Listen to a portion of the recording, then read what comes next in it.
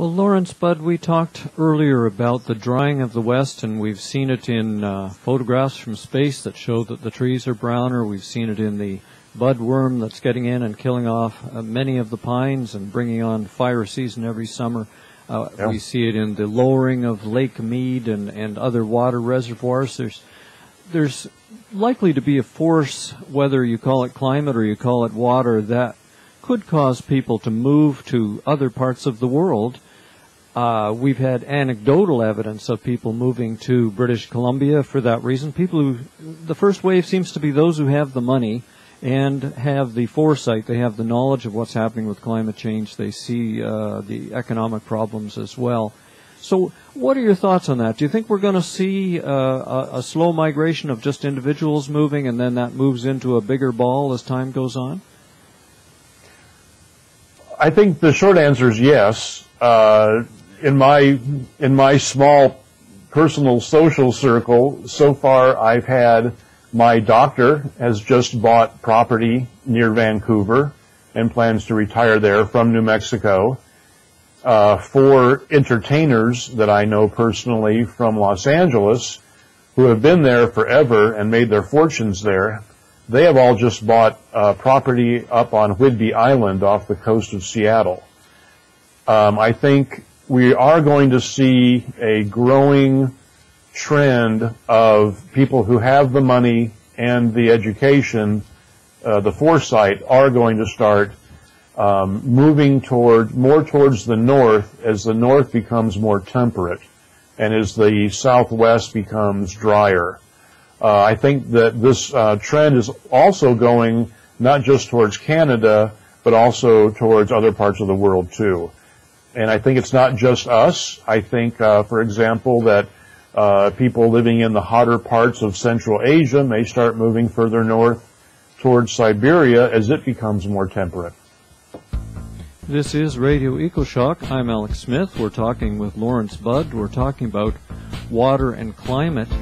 You know, I heard a speech by an Ottawa city councillor. Ottawa's the capital of Canada. And this was in 2007, and I didn't really totally grasp what he was talking about. He said, look, there's going to be refugee cities and there's going to be refuge cities. And since the economic downturn, we've seen that Detroit, for example, is a refugee city. People are leaving there, abandoning homes. And I think Vancouver has become a kind of refuge city. People from all over the world, from Germany, from China, are moving here.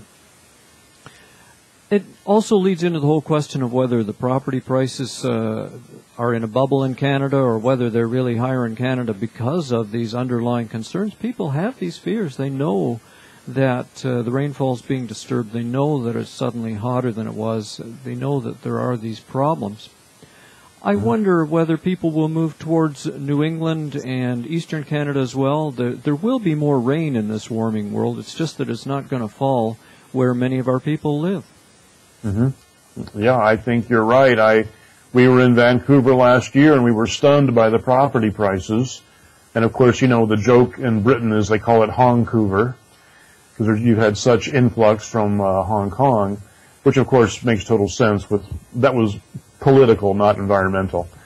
But I think we are going to keep seeing a growing interest. I'm curious to see what the Canadian government, how they respond. Will they say, gosh, this can be a boon. We can create a lot more property taxes and infrastructure if we let in 2 million fairly wealthy people into our country? Or will they say, like some of Scandinavia is already saying, will they say it's time to shut the doors and keep everyone out? So I guess we'll have to wait and see what happens there. James Lovelock, the climate scientist in Great Britain, caused quite a stir there when he suggested that Great Britain, because it is surrounded by the seas, will retain a temperate climate, and that they should be building hospitals and all sorts of infrastructure for the coming millions of climate refugees. That was the last thing the people in Britain wanted to hear at the time. But this could become an uncontrollable force. We've talked elsewhere on this program about people having to leave Bangladesh, moving up into India, the kinds of conflicts that could cause. Certainly it seems to me like parts of China may try to move north into Russia, as you've just described. Lots of places to live there, and the climate will be better. The growing season will be longer. Well, let's get back to some of the practical things that you do. You have talked about possible ways of collecting more good water for the Caribbean, and that could be applied even in California. Can you tell us about that? Yeah, there's a couple of technologies that are available now and are actually quite practical. I've been concerned that California is quickly building desalination plants next to their nuclear plants on the coast. Their feeling is, well, you know, they have the power right there to run the plant. There are several concerns about desalination water. If you have to have it, you have to have it. But it's very pricey to produce.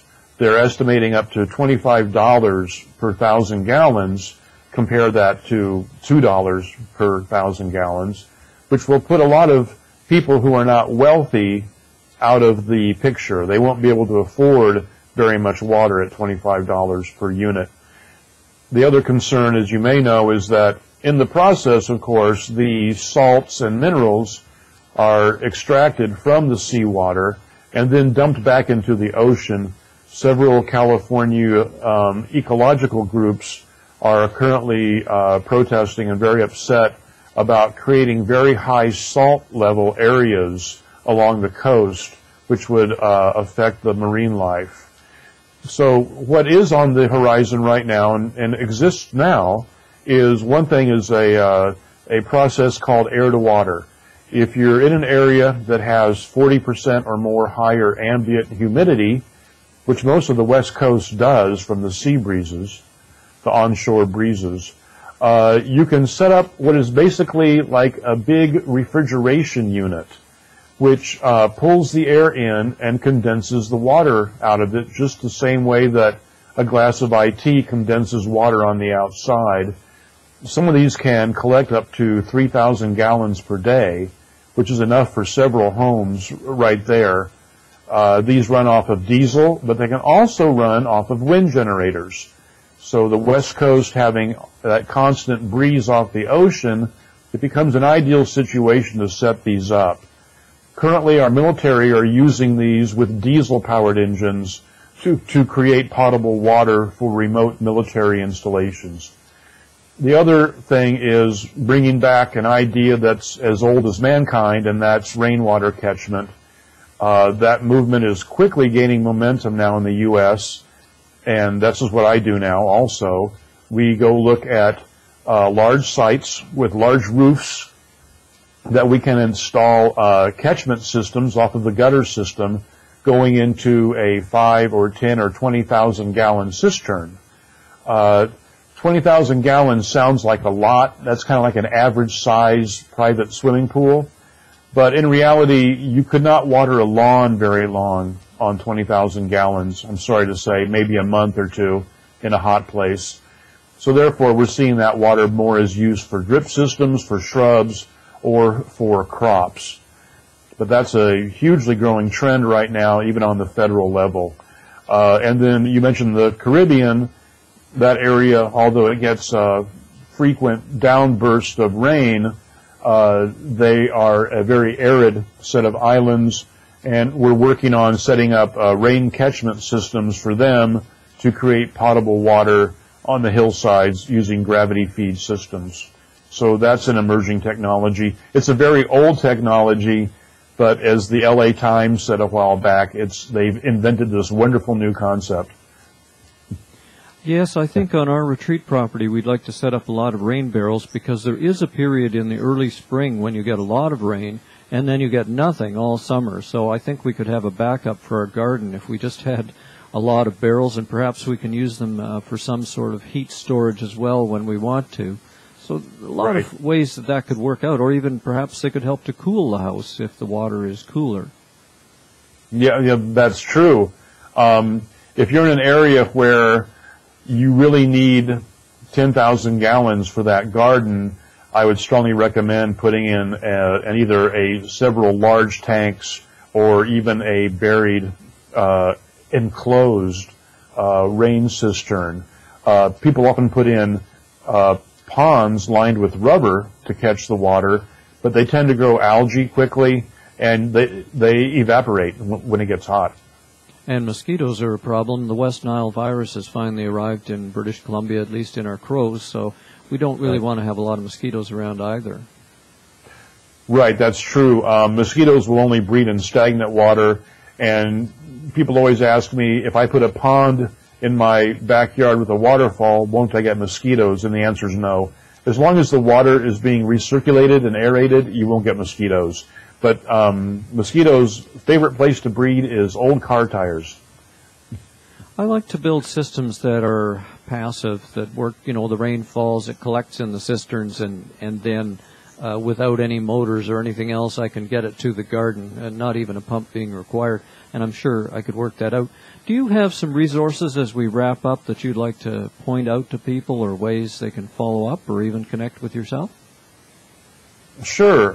They can connect with me. I'm on several websites as kind of an answer man for these kind of things. And my website is urbanwaterconservation.com. A great resource for looking into rain catchment and drip systems, especially for growing crops, is a company in Willits, California called DripWorks. And that's just simply dripworks.com. They've been around for a long time. They're one of the nation's top mail-order irrigation parts companies. And they can take you from very simple to very sophisticated very quickly. Very good company and very good prices, too. So I recommend them highly. Of course, the large irrigation manufacturers have some products in this area, but they're more focused on landscape. So they don't really focus on growing crops and or rain catchment yet.